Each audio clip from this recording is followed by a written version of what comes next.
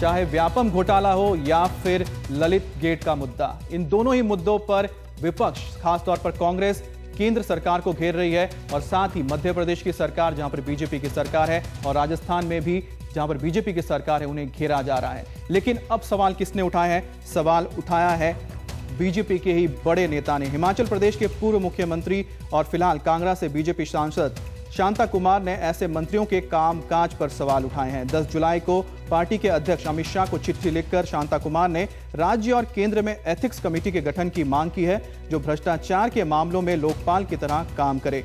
शांता कुमार ने चिट्ठी में लिखा है कि हाल के आरोपों ने जमीनी कार्यकर्ताओं को शर्मसार किया है।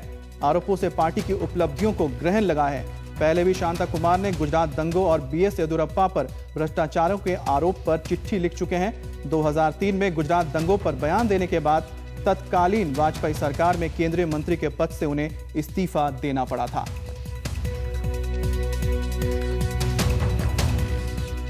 तो क्या कहा है शांता कुमार ने, यह आपको हम पहले बताते हैं।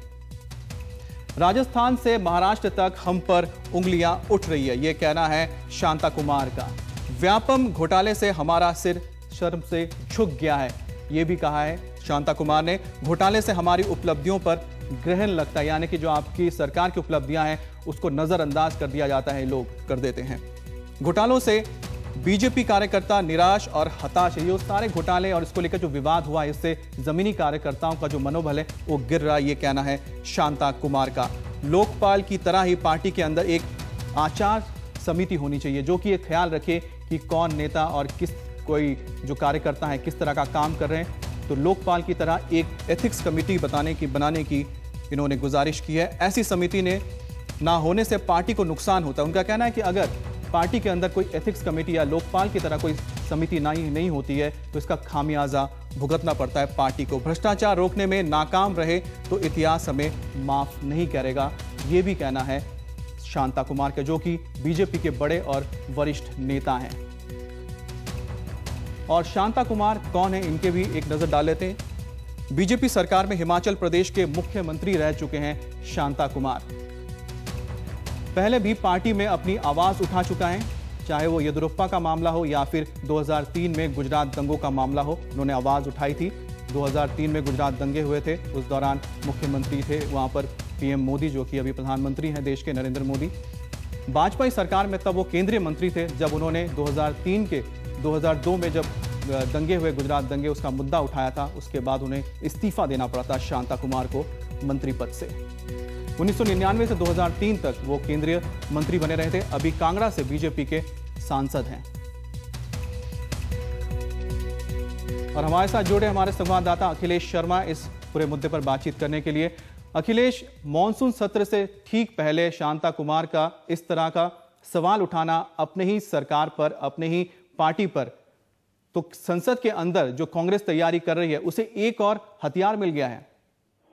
देखिए अमित, महत्वपूर्ण बात यह कि आज से संसद का मानसून सत्र शुरू हो रहा है और कल जो सर्वदलीय बैठक हुई थी उसके बाद सरकार ने यह दावा किया था कि जो आरोप लगे हैं वो चाहे शिवराज सिंह चौहान पर हो या वसुंधरा पर हो या सुषमा स्वराज पर हो, इन आरोपों को लेकर कांग्रेस पार्टी अलग थलग पड़ गई है क्योंकि बाकी विपक्षी पार्टियां कांग्रेस का साथ नहीं दे रही थी। जो कांग्रेस की मांग है कि इन तीनों का इस्तीफा लिया जाए, उस पर भी कांग्रेस और लेफ्ट के अलावा कोई चौथी पार्टी जो है वो बोलने के लिए तैयार नहीं थी।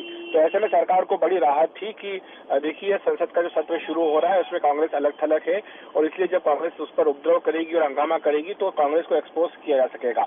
लेकिन अब जबकि पार्टी के भीतर से ही आवाज आई है और वो भी इतने वरिष्ठ नेता की, शांता कुमार की, जो कि वाजपेयी सरकार में मंत्री रह चुके हैं, हिमाचल प्रदेश के मुख्यमंत्री थे और बीजेपी के सबसे पहले मुख्यमंत्री थे, तो और सबसे यंग भी बताया जाता है कि यंग मुख्यमंत्री थे, तो उनकी ओर से अगर इस तरह की आवाज आई है और जो कि भ्रष्टाचार के मुद्दे पर हमेशा से आवाज अपनी ऊंची करते रहे हैं, तो निश्चित तौर पर पार्टी के लिए यह संकट पैदा होता है और अब देखना होगा कि बीजेपी इससे किस तरह से निपटती है। जो बात महत्वपूर्ण शांता कुमार के पत्र से निकल करके आई है उसमें साफ तौर पर वो ये इशारा कर रहे हैं कि व्यापम घोटाले से और महाराष्ट्र महाराष्ट्र से राजस्थान तक की जो खबरें आई हैं, उससे बीजेपी के कार्यकर्ताओं का सिर शर्म से झुक गया है। साथ ही वो ये भी कह रहे हैं कि जो सरकार की उपलब्धियां हैं उन पर ग्रहण लगा है। मैं आपको याद दे रहा हूं कि जब मोदी सरकार का 1 साल पूरा हुआ तो सारे नेताओं ने यही दावा किया, चाहे खुद प्रधानमंत्री मोदी हो या वित्त मंत्री अरुण जेटली हो या पार्टी अध्यक्ष अमित शाह, सबने यही कहा कि सरकार की सबसे बड़ी उपलब्धि यही है कि इस पर भ्रष्टाचार का कोई भी दाग नहीं है। लेकिन सिर्फ 15-20 दिनों के भीतर एक के बाद एक मामले खुलते गए और उन पर सवाल उठते गए।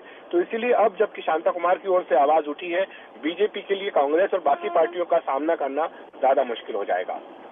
अखिलेश, एक और बात जो सामने आ रही है वो है कि पार्टी जो पहले नजर आ रही थी, ललित गेट का मामला हो, व्यापम घोटाला हो, उसमें एकजुट थी, एक ही आवाज सुनाई दे रही थी। लेकिन अब एक बड़े नेता ने जिस तरह से सवाल उठाए हैं, क्या पार्टी के अंदर अब भी अलग अलग राय है? देखिए, मुझे ये लगता है अमित की कई सारे नेता हैं जो बोलना चाहते हैं, खासतौर से वो लोग जो 75 पार कर चुके हैं और उन्हें पार्टी में कोई भी जिम्मेदारी नहीं दी गई है, ना ही मंत्रिमंडल में उन्हें स्थान मिला है। तो ये ऐसे लोग हैं जो बोलने का इंतजार कर रहे हैं, अपने सही मौके का इंतजार कर रहे हैं। और जब इस तरह से एक के बाद एक मौके आते जाएंगे तो मुझे लगता है कि उनकी चुप्पी भी जो है टूटती जाएगी। दिल्ली में हार के बाद ये लगा था कि लोग बोलेंगे, लेकिन तब शायद सरकार पर नियंत्रण जो था वो इतना ज्यादा था सरकार का और पार्टी पर कि तब नहीं बोल पाए। लेकिन अब जबकि थोड़ी सी सरकार कमजोर हुई है, लोगों को बोलने का मौका मिला है, पार्टी के भीतर से आवाजें उठने लगी है। और मुझे लगता है कि बिहार चुनाव के नतीजे जब आएंगे तो उसके बाद ये आवाजें और ज्यादा मुखर होंगी। शायद पार्टी को इस बात का अंदाजा है, इसलिए बीजेपी भी डैमेज कंट्रोल में जुट चुकी है। पार्टी की ओर से कह दिया गया है कि जहां तक ललित मोदी को यात्रा दस्तावेज दिलाने का मामला है, इस पर विदेश मंत्री सुषमा स्वराज बयान देने के लिए तैयार हैं। वसुंधरा राजे और शिवराज सिंह चौहान को बुलाकर उनका जो पूरा पक्ष था वो पार्टी ने सुना है, ताकि पार्टी एक सुर में बोल सके। लेकिन जाहिर है कि शांता कुमार का जो पत्र आया है उसके बाद इस पूरी रणनीति पर नए सिरे से सवाल खड़े हो गए और मुझे लगता है कि बीजेपी को भी इस पर दोबारा विचार करना पड़ेगा। जी अखिलेश, बहुत बहुत शुक्रिया ये जानकारी देने के लिए। तो आज से मॉनसून का सत्र शुरू हो रहा है संसद में और ठीक उससे पहले बीजेपी के अंदर ही सवाल उठने लगे हैं व्यापम घोटाले को लेकर, ललित गेट के मुद्दे को लेकर।